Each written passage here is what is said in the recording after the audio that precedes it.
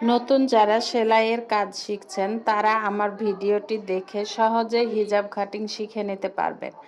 আমি খুব সহজ করে দেখিয়েছি, যা কেউ দেখায় না। তো ভিডিও না টেনে সম্পূর্ণ দেখতে থাকেন। আসসালামু আলাইকুম। তানবিন দা টেইলর চ্যানেলের পক্ষ থেকে আমি আপনাদেরকে জানাচ্ছি আরও একবার শুভেচ্ছা ও ভালোবাসা।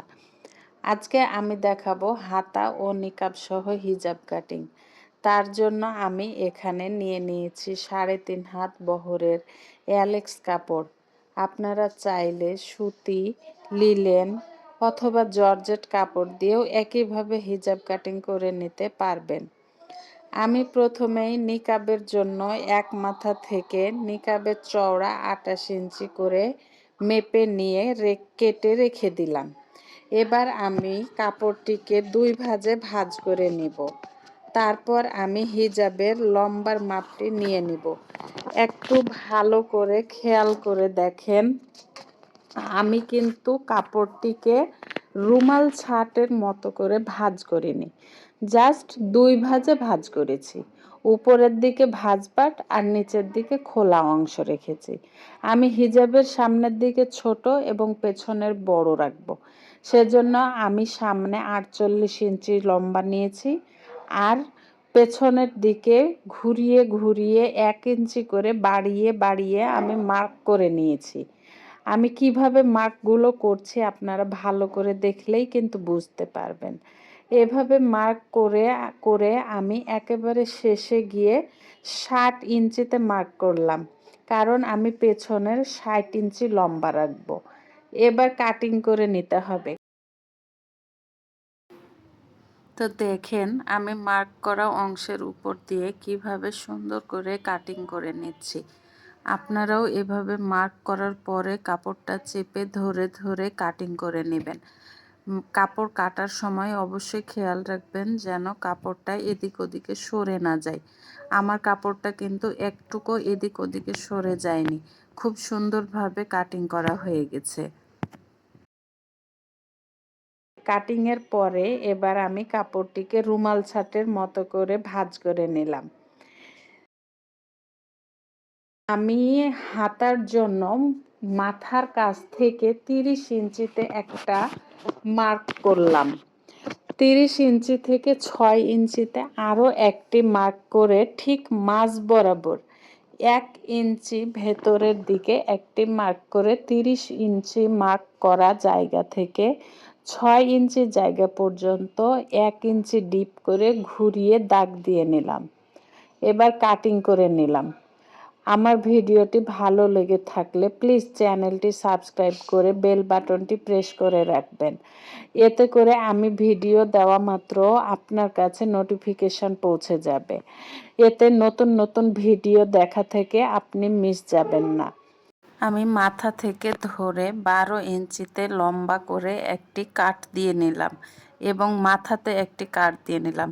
12 ইঞ্চিতে কাট দিলাম কারণ এই পর্যন্ত আমার খোলা থাকবে এবং মাথা থেকে ক্যাপ জয়েন করার সুবিধার জন্য ছোট করে কাট দিলাম। এবার মাথার ক্যাপটি কাটার জন্য আমি 4.5 ইঞ্চিতে একটি দাগ দিলাম চওড়ার জন্য এবং লম্বার জন্য 5.5 ইঞ্চিতে একটি দাগ দিয়ে নিলাম।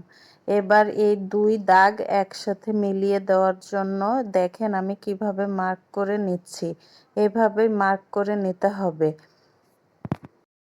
আমি মাথাতে ক্যাপ জয়েন করার জন্য 4.5 ইঞ্চিতে চওড়া ও 5.5 ইঞ্চি লম্বা করে ক্যাপটি কেটে নিয়েছি। তারপর বেঁচে যাওয়া কাপড়ের অংশের জন্য আমি দুটো ফিতার কাপড় কেটে নিলাম। ফিতা দুটো আমি চওড়া করে দেব। এক একজনের পছন্দ এক এক রকম, কেউ চওড়া ফিতা পছন্দ করে আবার কেউ চিকন ফিতা পছন্দ করে। আমি একটু চওড়া ফিতা পছন্দ করি, এই জন্য আমি কাপড়টা বেশ চওড়া করে কেটে নিয়েছি। আপনারা যদি চিকন ফিতা পছন্দ করেন তবে আপনারা চিকন করে কেটে নেবেন। আমি নিকাবের জন্য যে কাপড় শুরুতেই কাপড় কেটে রেখেছিলাম সেখান থেকে এক পাশ থেকে হাতা কেটে নেব। দেখেন আমি হাতার জন্য 12 ইঞ্চি লম্বা ও 8 ইঞ্চি মোহরি নিলাম। এবার আমি সাধারণ হাতা কাটিং এর মতো করেই কেটে নিলাম।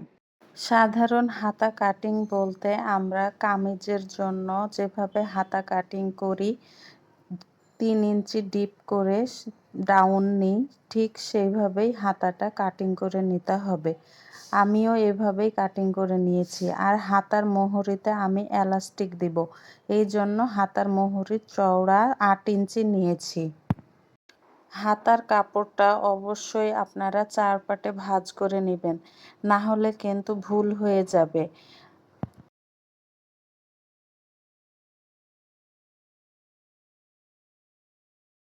দেখেন আমি মাঝখানে হাতার জয়েন্টটা কিভাবে কেটে নিলাম। মাঝখানে জয়েন্ট থাকলে আপনারাও এভাবে মাঝখানের জয়েন্টটা কেটে নেবেন। এবার দেখেন কাপড়টি আমি লম্বা করে 2 ভাঁজ করে নিয়েছি। এটি নিকাবের কাপড়। লম্বাতে আমি 40 ইঞ্চি নিয়েছি, কারণ আমি কুচি দিয়ে নিকাব করব। আর চওড়াতে 28 ইঞ্চি নিয়েছি। আমি নিকাবের নিচের দিকে সামান্য রাউন্ড করে নিব, এতে দেখতে ভালো লাগে। আপনারা চাইলে সমানও রাখতে পারেন। তো এই দেখেন আমি কিভাবে রাউন্ড করে নিলাম। ব্যাস, হয়ে গেল। তো কেমন লাগলো ভিডিওটি কমেন্ট করে জানাতে ভুলবেন না। দেখা হবে পরবর্তী কোনো ভিডিওতে। সে পর্যন্ত আল্লাহ হাফেজ।